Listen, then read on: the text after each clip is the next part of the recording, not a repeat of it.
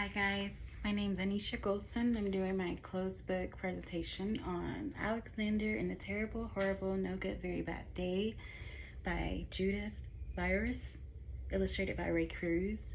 So today we want to focus on pictures or the illustrations where the text is not there, and you have to kind of use the illustrations to figure out what's going on or what the author or the illustrator is trying to get you to know. This book starts from the beginning. A little boy wakes up and it seems like everything is going wrong. So as soon as he jumps out the bed, as soon as he goes to the kitchen, as soon as he gets on the bus, like every step of the day, something is going wrong. I remember reading this book as a child or hearing it being read to me, and the first book or the first page I actually chose is number 3. And he's standing right in the middle, and it says, I think I'll move to Australia. So as a child, I remember thinking, why? This whole book is black and white, and they have different versions. Due to the COVID, I ordered this off Amazon, and I did not know, but they're all black and white. But I did take notes on the pictures that were colored in the other book. So this book, he just has on a blue shirt. And he's colored, it's black and white on the back, and the text at the top.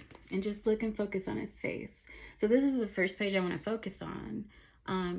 I think the author in this book, the message of the story is it's going to be okay. But I think like throughout the whole book, the author is trying to get you to see and feel his emotions and what's going on and to focus on him. And I see that on some pages, the author colored, or the illustrator colored him, and nothing else is colored. So the next page is, so he goes to school, he goes riding down the road, he doesn't get the seat that he wants, he gets to school. The teacher on this page 6, the text reads, at school, Miss Dickens liked Paul's picture of the sea boat better than my picture of the invisible castle. So here it is all black and white. But on the version, the reason I picked this page is because he actually has on a blue shirt, his hair is red, and he is colored. And if you look closely, look at his face. Like, he looks sad or in disbelief. He's happy, she's content, they're doing their own thing. So once again, I think this is a good example of the illustrator coloring a piece of the page for you to kind of look deeper into what was going on. Like, you could look here and see he's sad or something, even without reading the text. And that's what I like. That's the second page. The third page that I picked. So the book goes on. He goes to school. Like recess, no one's playing with him. He goes to lunch, and everyone gets something delicious to eat except for him. And then after school, he goes to the dentist, and keep moving along. The page that I want to focus on now, they go to the dentist, they go to the shoe store, and then they go visit their dad. And this is the page, and I'll read. When we picked up my dad at his office, he said I couldn't play with his copying machine, but I forgot.